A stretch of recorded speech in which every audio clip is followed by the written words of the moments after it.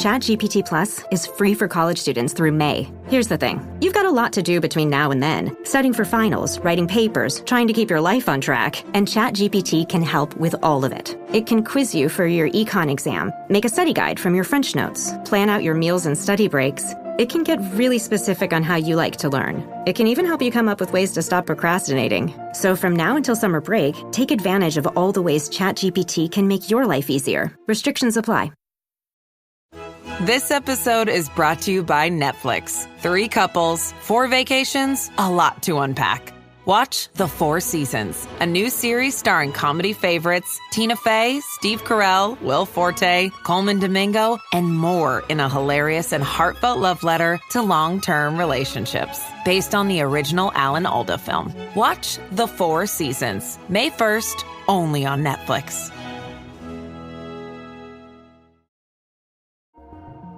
Experience a progressive lens engineered with AI from Essilor. Powered by individual measurements of your visual behavior, a lens personalized to you by an Essilor expert.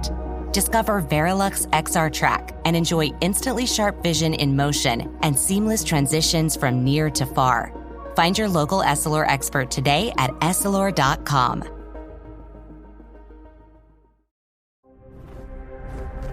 EVO. This series contains adult language and depictions of graphic violence. Listener discretion is advised. Today's episode concerns some news that broke a few months ago. I was in the middle of Season 4, Satan's Shadow, so I decided to wait until now to cover it. In the true crime world, it's monumental news. I only hope that, I hope it's still news to you. The late summer of 1888 was an extraordinary moment in history, one in which the twisting fogs of London's East End seemed to conceal more than just the looming figures of working-class inhabitants. As the moon shone down on the gaslit streets, the city appeared to be enshrouded not only by mist, but by the darker side of human nature. London, that jewel of the Victorian Empire, had become the setting for a series of murders that would haunt history for generations. The name Jack the Ripper would come to symbolize not only an unknown killer, but a society's deepest fears about its own moral decay and unspoken underbelly. The crimes committed by Jack the Ripper are infamous, not only for their brutality, but for the enduring mystery surrounding the identity of the killer. These events would forever alter the perception of Victorian society, of poverty and class struggles, and of the ability of a society to protect its most vulnerable. So amid the fog and shadow of London streets, the murders in Whitechapel would become an embodiment of the era's social fractures, while the hunt for the killer would grip the public imagination for more than a century. The story of Jack the Ripper and his victims is intertwined with the narrative of Victorian London itself, a city teetering between progress and darkness, where the starkest contrasts between wealth and poverty were nowhere more visible than in the squalor of the East End.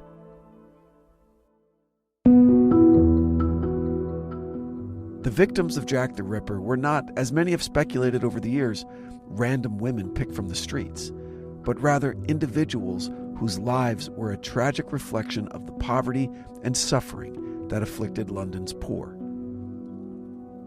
They were working-class women, often referred to as, quote, prostitutes by the public, whose lives had been shaped by harsh economic circumstances and social marginalization. These were women whose stories were seldom told before they met their untimely and violent end, and whose deaths would come to symbolize the inequalities and misfortunes of an entire class. The first known victim of the Ripper was Mary Ann Nichols, who was found murdered on August 31st, 1888 in the dark streets of Bucks Row. Her body was discovered in the early morning hours, her throat slashed, and her abdomen mutilated. The scene was grotesque, but it was only the beginning. Nichols had lived a difficult life. Born in the countryside, she had moved to London to find work, and after several failed marriages, she had turned to prostitution to survive. In the weeks before her murder, Nichols was known to have been destitute and struggling with alcohol dependence, characteristics shared by many of the women in Whitechapel. She was a victim of circumstance, a woman at the mercy of a society that offered her little in the way of opportunity. The second victim was Annie Chapman, discovered on September 8, 1888, in the backyard of a property in Hanbury Street. Like Nichols, Chapman was a woman whose life had been consumed by poverty. Born in the countryside, she moved to London in search of work, but like so many others, she found herself unable to escape the grip of squalor. Chapman's body was found with similar wounds to Nichols, but the mutilations were even more horrific. Her throat had been severed, her abdomen cut open, her organs removed in a manner that suggested a degree of knowledge or precision that startled even the most hardened of investigators. The brutality of the murder set the tone for the next victims.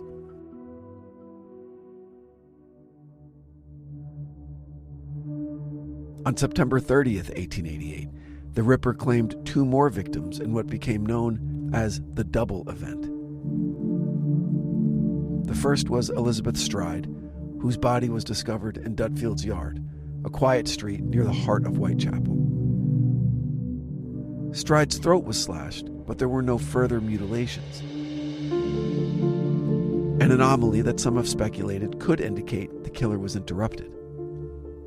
Stride's murder was followed just minutes later by the brutal killing of Catherine Eddowes in Mitre Square, an area not far from where Stride had been found. Eddowes' body showed signs of a far more savage attack. Her throat was slashed, her abdomen had been ripped open, but this time her organs were removed in a way that demonstrated the killer's growing savagery. The final canonical victim was Mary Jane Kelly, murdered on November 9, 1888, in her own room at Miller's Court. Unlike the others, Kelly's murder was far more gruesome in its intensity. Her body was mutilated beyond recognition, and the scene was so horrific that it was said to have left even the most seasoned investigators of the time deeply disturbed. Kelly was a younger woman, and yet her life had been as tragic as those of the other victims. She'd been born in Ireland and had come to London to work. But like so many others, she found herself in Whitechapel, living a life of destitution and despair. The brutality of the murders has remained one of the central figures of the Jack the Ripper case. Each of the 5 victims was killed in a manner that combined savagery with precision. The killer's signature was the slashing of the throat, followed by the mutilation of the body, particularly the removal of organs, especially the uterus and other reproductive organs. This method of killing suggested a degree of anatomical knowledge or familiarity with the human body, which further deepened the mystery of the killer's identity. The mutilation of the victims' bodies were not random, but seemed to follow a pattern, indicating that the killer was methodical, even ritualistic in his approach. This has led some researchers to speculate that the Ripper was not simply a murderer driven by hatred or rage, but a man driven by some deeper psychological compulsion. His actions suggested a desire to control, to desecrate, and to expose a hidden, darker part of the human psyche.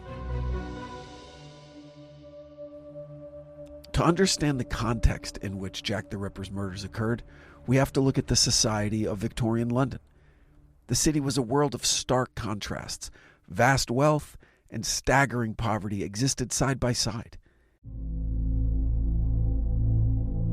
The elite of London, the merchants, the landowners, the aristocrats, they lived in grandeur, while just a few miles away in the East End, thousands lived in squalor. Whitechapel, the area where the Ripper's murders took place, was one of the poorest districts in London, home to immigrants, the destitute, and a working class that struggled to survive. At the time of the Ripper murders, London had a population of nearly 6 million people, with a significant portion living in poverty. Whitechapel itself was home to about 80,000 people, and it was an area characterized by overcrowded and unsanitary conditions. The streets were narrow and dimly lit, filled with factories, tenements, and pubs.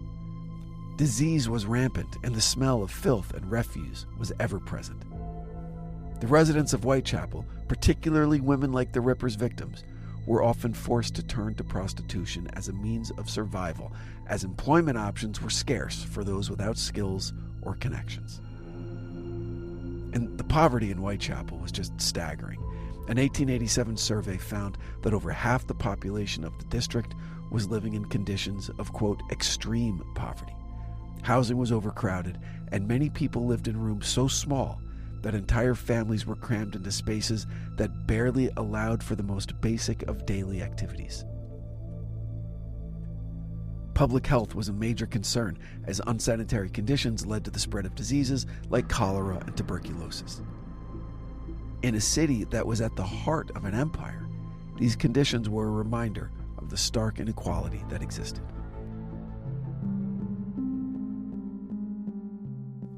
The search for Jack the Ripper was one of the most exhaustive and publicized investigations in history. The police pursued thousands of leads, questioned hundreds of potential suspects, and even received a series of letters from individuals claiming to be the murderer. But despite their best efforts, the police were unable to ever identify the killer, and the case went cold. Theories about the identity of Jack the Ripper have abounded since the first murder. And over the years, a number of suspects have been proposed, ranging from local butchers and doctors to members of the royal family. Some theories suggest that the Ripper was a medical professional, possibly someone with knowledge of anatomy who was able to carry out those brutal, meticulous mutilations. Others have posited that the Ripper was a member of the aristocracy, possibly even the famous Prince Albert Victor, the Duke of Clarence, whose name was associated with various conspiracies during the time. Yet despite these theories, the identity of Jack the Ripper has remained elusive, a matter of speculation and intrigue for more than a century. The mystery surrounding the Ripper has only deepened with the passage of time, and the question remains, who was the man responsible for these gruesome murders?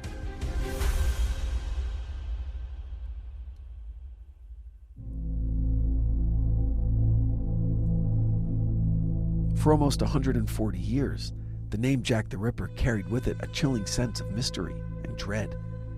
His identity, like those blood-soaked streets of Victorian London, seemed unreachable, hidden forever in the fog of history. The killer's brutal murders in the Whitechapel district of London in 1888 left a deep scar on the city, a scar that has remained unexplained. Despite countless theories and all those suspects, the identity has remained elusive, fueling a cultural obsession with the case. However, more than 10 years ago, a breakthrough in forensic science would blaze the trail that would eventually provide a shocking answer, one that would stir debates and raise questions about the true nature of the killer's legacy. Going online without ExpressVPN is like driving without car insurance. Sure, you might be a great driver, but with all the crazy people on the road these days, why would you take that risk? I've been traveling a ton these last few months. Tons of airports, tons of hotels. And every time I connect to an unencrypted network, my online data is not secure. Any hacker who happens to be on that same network can easily gain access and steal all of my personal data. And it doesn't take a bunch of technical knowledge, just some cheap hardware. My 12-year-old could do it if she put her mind to it. Your data is valuable, and ExpressVPN stops hackers from stealing it by creating a secure encrypted tunnel between your device and the internet. You fire up the app, you click one button, boom, you're protected. And it works on all of your devices, phones, tablets, laptops, so you can be secure anywhere you go. My data, my work, my photos, my banking information, all of that stuff is super important to me. That's why I don't go anywhere without ExpressVPN. Secure your online data today by visiting expressvpn.com/devilwithin. That's expressvpn.com/devilwithin to find out how you can get up to 4 extra months free. expressvpn.com/devilwithin. The folks at Mint Mobile have a hot take. Getting a summer bod is out. Getting your savings bod is in. This spring and summer, we want skimpy wireless bills and fat wallets. And with premium wireless plans from Mint Mobile for just $15 a month, you can have both without breaking a sweat or your bank account. I ditched my legacy wireless carrier after 20 years. I live in LA, I work a ton in New York, and I travel all around the country because my kids are athletes. And everywhere I go, the calls are crystal clear. Say bye-bye to your overpriced wireless plans, jaw-dropping monthly bills, and unexpected overages. Mint Mobile is here to rescue you.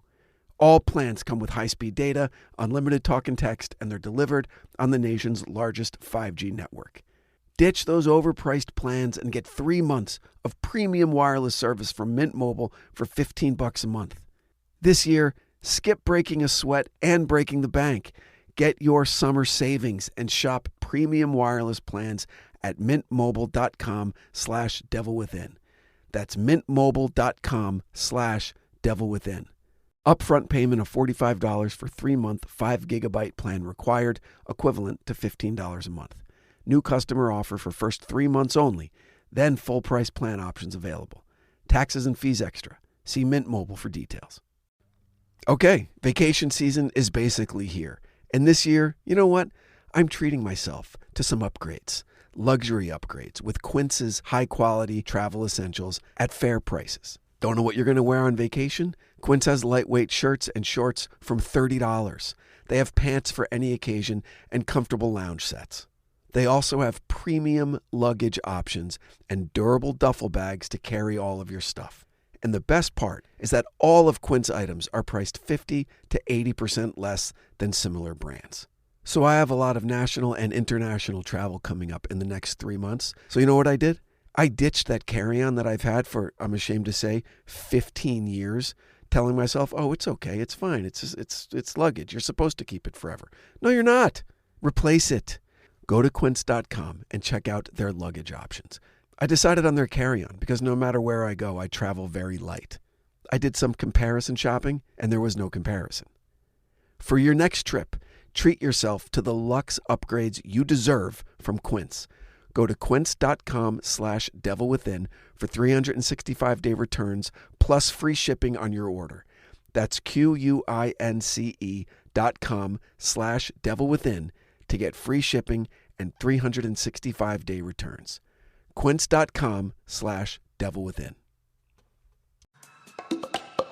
That moment when you realize your skincare is actually working.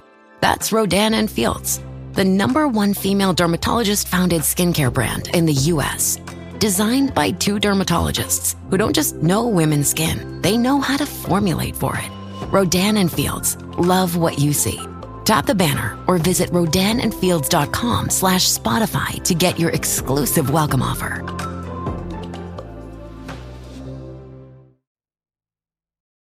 In 2014, the Ripper mystery was reignited when a researcher named Russell Edwards uncovered a long-forgotten piece of evidence, a blood-stained shawl found near the body of Catherine Eddowes, one of the Ripper's victims.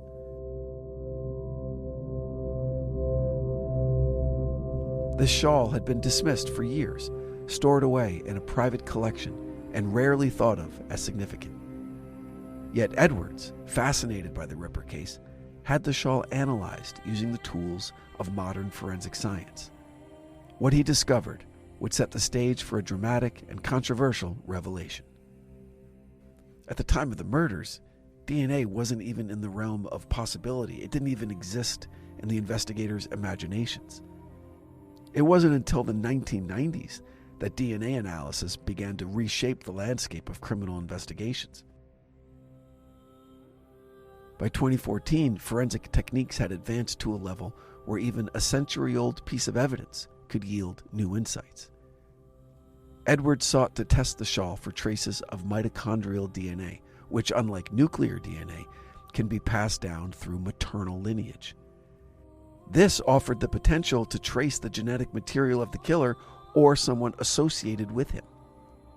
The shawl was subjected to rigorous testing by a team of forensic scientists who extracted mitochondrial DNA from the bloodstains on the fabric.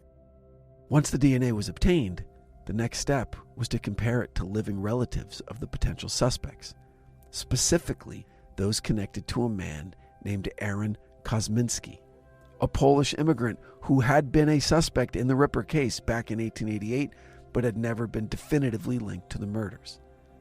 Kosminski had been known for his violent tendencies and a deep animosity toward women, which made him a prime suspect. He'd lived in Whitechapel at the time of the killings and had been seen in the area, but there was no concrete evidence to arrest or charge him. After his mental health deteriorated, Kosminski was institutionalized and forgotten to history. His name remained one of many theories often discussed but not seriously pursued. But the DNA analysis changed everything.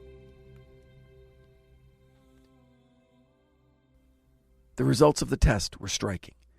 The mitochondrial DNA found on the shawl closely matched that of Kosminski's living descendants. This revelation shocked the public and the world of criminology. Finally, after more than a century of uncertainty, it seemed that a name had emerged from the fog.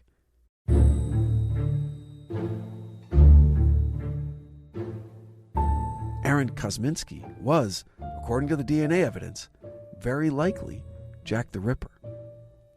While the discovery sent ripples through the scientific and historical communities, it wasn't without its controversies. Critics of the DNA analysis raised concerns about the reliability of the findings. Some questioned whether the shawl had been contaminated over the years, pointing out that it had passed through multiple hands and had been exposed to various environmental conditions. Others questioned the methodology used in the testing, suggesting that the results might not be as definitive as they appeared. Further, the claim that Kosminski was the Ripper was not without its detractors. While he had been a suspect in the original investigation, the evidence against him had always been circumstantial. Some researchers still believed that other suspects, including doctors, butchers, members of the royal family, were more likely candidates. The DNA evidence, while compelling, was seen by some as insufficient to make a final, irrefutable claim about Kosminski's involvement in the murders. Yet, despite the skepticism, the DNA breakthrough introduced a new chapter in the Ripper case, forcing both researchers and the public to reconsider long-held assumptions about the identity of the killer. For many, the DNA findings provided a sense of closure, a chance to finally bring the mystery to an end. But for others, it only deepened the questions, leaving the Ripper's true identity to remain a subject of fierce debate.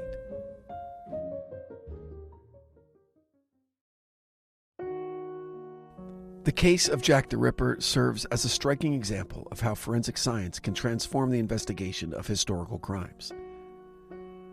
Modern DNA analysis, which was not available at the time of the original murders, has the potential to solve cases that once seemed beyond the reach of justice. In the Ripper case, DNA analysis not only provided a possible identification of the killer, but also highlighted the limitations of early forensic techniques. In the 19th century, investigators had no access to the technology that would eventually revolutionize their investigations. Today, the ability to analyze DNA from a century-old piece of fabric is a testament to how far forensic science has come. Moreover, the Ripper case raises interesting questions about the nature of evidence and how historical narratives are shaped. The fact that the potential identification of the Ripper came about so many years after the murders suggests that the pursuit of truth in criminal cases isn't always linear. Sometimes answers arrive in unexpected forms or at unexpected times. Which brings us to February of 2025. Back in 1888, Aaron Kosminski had an older brother. Russell Edwards, the man who bought the bloody shawl in 2007 and announced the possible connection to Aaron Kosminski in 2014, was able to locate Kosminski's oldest brother's great-great-great-granddaughter, who agreed to participate in the investigation. The results of the test, using what's known as forensic genetic genealogy, gave a 100% match to a blood sibling of Aaron Kosminski's older brother. And according to historical records, Aaron Kosminski's older brother only had one blood sibling, Aaron Kosminski. As of last month, Edwards and his legal team have appealed to Britain's High Court to open an inquest in an effort to have Kosminski legally tied to the Jack the Ripper slayings so long ago. So, despite these DNA findings, the identity of Jack the Ripper is still clouded in uncertainty. Critics will continue to question the conclusions drawn from the evidence, while new theories will undoubtedly emerge. What remains clear is that the Ripper case, despite being, quote, solved in a scientific sense, still holds a grip on the public imagination. The brutal nature of the crimes, the era in which they occurred, and the enduring mystery surrounding the killer have ensured that Jack the Ripper will remain one of history's most infamous and captivating figures. In the end, the identification of Jack the Ripper through DNA is both a triumph of modern forensic science and a reminder of how deeply mysteries can remain embedded in the fabric of history. The case, which began with the terror of a faceless killer, may have come to close with the revealing of a name, but, as with all great historical enigmas, the lingering questions about motive, opportunity, and the very nature of evil will continue to fuel debates for generations to come. And whether or not Aaron Kosminski was indeed Jack the Ripper, his name will forever be linked with the darkness that once haunted London streets, even as the fog is slowly beginning to lift. Thanks for listening. Hope you enjoyed the episode. If you did, consider sharing it with someone who you think might get something out of it. And head on over to Apple Podcasts or Spotify and rate and review the show. It helps out a lot. Check out our socials at The Devil Within Pod on Instagram. Content coming soon, I promise. And until next time, stay safe out there. The Devil Within is an EVO production, recorded live at Bel Air Studios in Los Angeles, California. For The Devil Within, I'm your host, Brandon Morgan.